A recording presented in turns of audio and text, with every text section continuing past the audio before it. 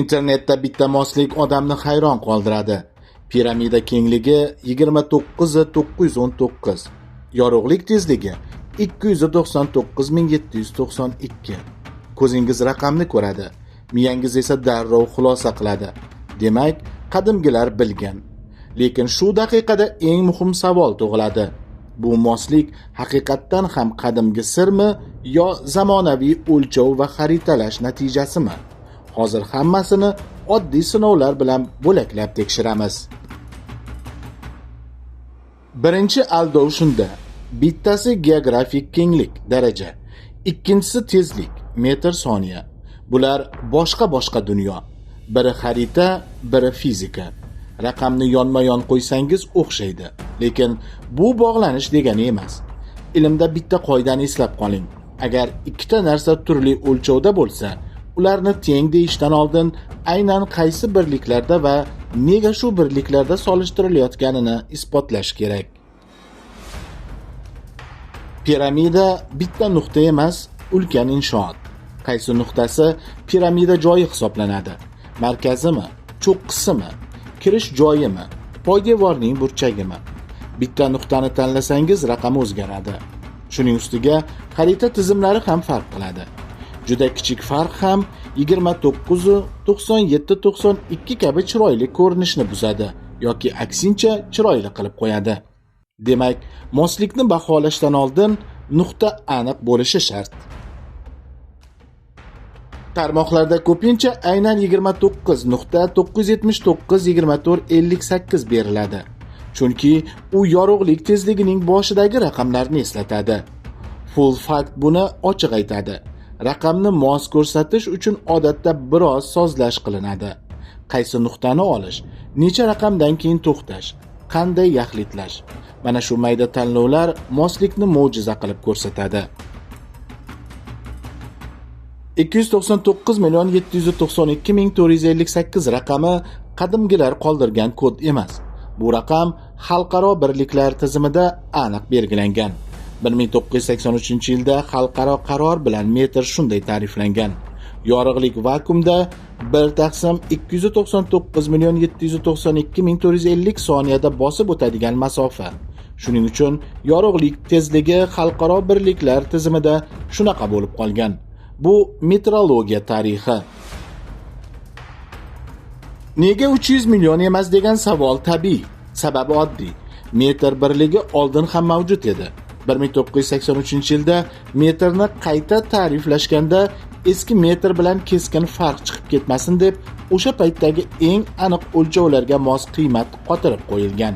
Demak, raqamning chiroyliligi qadimgi koddan emas, zamonaviy birliklar tarixidan keladi. Qadimgi misrliklar metrni bilmagan. Ular podshoh tirsagi kabi birliklardan foydalangan. Piramida o'lchamlari ham avval kubitda tasvirlangan, keyin zamonaviy olimlar metrga aylantirgan.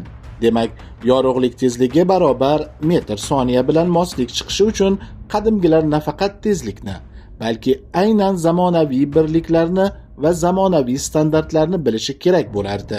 Bu juda og'ir da'vo.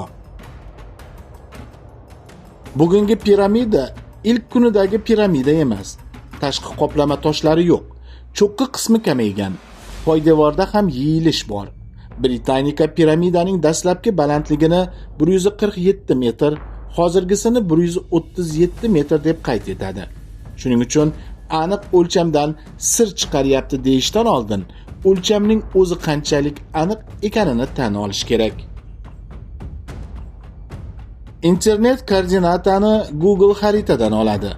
U esa ma'lumotni turli manbadan yig'adi. Kichik tuzatishlar, format, yaxlitlash, hatto pinning qo'lda siljishi hammasi raqamni o'zgartiradi. Shuning uchun 29.979.2458 degan raqam ko'pincha eng chiroyli ko'rinadigan tanlov bo'lib qoladi. Buni Snopes ham moslik bor, lekin raqamni moslashtirish oson degan mazmunda tushuntiradi. Joylashuvni aniq aytish uchun kenglikning o'zi yetmaydi. Uzunlik ham kerak. Lekin viral postlarda uzunlik deyarli yo'q. Chunki u mos kelmaydi. Bu juda muhim signal. Mos kelgan qismni ko'rsatib, mos kelmaganini yashirish bu ilmiy usul emas. Agar qadimgi kod bo'lsa, nega faqat bitta o'q bo'yicha chiqadi? Shu savolning o'zi moslikni sovutadi. Kenglik bu yer atrofini aylanib chiqadigan chiziq. 29.979 gradus degan chiziq Misrdan ham o'tadi, lekin boshqa joylardan ham o'tadi. Agar siz faqat kenglik mos desangiz, siz aslida shu chiziqda nimadir bor deyapsiz. Bu esa juda umumiy. Full fact ham shu fikrni urg'ulaydi. Bitta koordinata bilan maxsus joy isbot bo'lmaydi. Chunki moslikni ko'rsatish uchun erkinlik juda ko'p. Viral da'vo ko'pincha 29.979.2 bilan cheklanadi. Ba'zan 29.979-2458 gacha boradi. Lekin savol, nega aynan shu yerda to'xtadik? Yorug'lik tezligi 299.792.458 to'liq son. Kenglik esa cheksiz kasr bo'lishi mumkin. Qaysi raqamgacha mos deb hisoblaymiz? Qoidani oldindan aytmasdan natijani mo'jiza qilib ko'rsatish raqamlar o'yini bo'lib qoladi. Yerda joylar ko'p, raqamlar ko'p, o'lchovlar ko'p. Shuncha variant ichida biror joyda biror son biror boshqa songa o'xshab qolishi tabiiy. Siz o'xshashlikni qidirsangiz, albatta topasiz. Ilm esa qidiruv shartlarini tekshiradi. Siz oldindan qaysi moslikni izlayotganingizni aytdingizmi? Yo moslik chiqqandan keyin unga izoh qidiryapsizmi? Farq mana shu yerda. Agar bu kod bo'lsa, u yagona bo'lishi yoki aniq qoidaga bo'ysunishi kerak. Halol tez shunday. Xuddi shu usul bilan boshqa tarixiy obidalardan ham yorug'lik tezligiga o'xshash mosliklarni topib bo'ladimi? Agar ha bo'lsa, demak bu kod emas. Metodning o'zi moslik ishlab chiqaryapti. Agar yo'q bo'lsa, unda nima uchun faqat Giza? Bu savolga dalil bilan javob bo'lmasa, xulosa og'ir bo'lmaydi.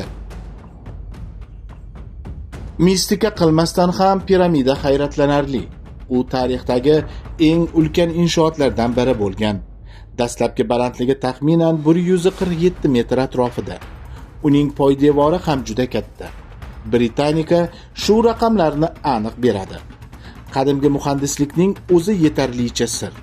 Ming yillar oldin shuncha toshni qanday ko'tarishgan, qanday tekislashgan, qanday aniqlikda qo'yishgan? Mana shu savollar haqiqiy ilmiy qiziqish. Piramida haqida pi chiqadi, oltin nisbat chiqadi kabi gaplar ko'p. Buning sababi ko'pincha bir xil. Siz o'lchamning qaysi talqinini olasiz? Aslmi, hozirgimi? Qaysi burchakni olasiz? Qaysi birlikda hisoblaysiz? Shular moslikni kuchaytiradi yoki yo'q qiladi.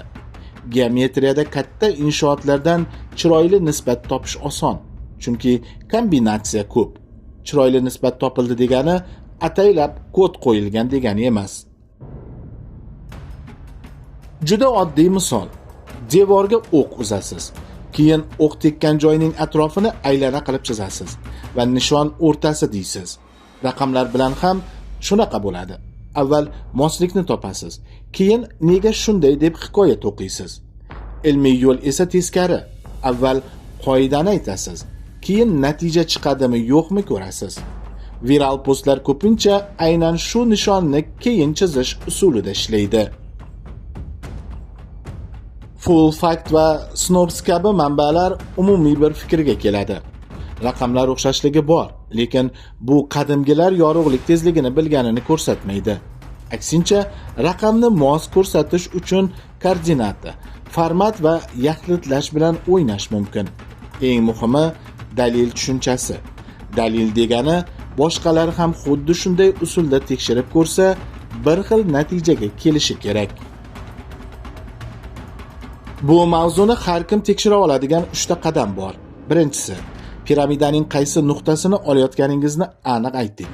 Ikkinchisi, koordinatani bir xil standartda oling va nechta raqamgacha yaxlitlayotganingizni oldindan belgilang. Uchinchisi, shu usul bilan boshqa obidalarda ham shunga o'xshash mosliklar chiqadimi, yo'qmi tekshiring. Agar moslik hamma joyda chiqsa, bu sir emas. Bu metodning xususiyati. Xulosa shunaqa. 29.9792 raqami chiroyli ko'rinadi. Lekin yorug'lik tezligi raqami xalqaro birliklar tizimida metr tarifi bilan bog'langanini bilsangiz, qadimgi kod g'oyasi ancha soviydi.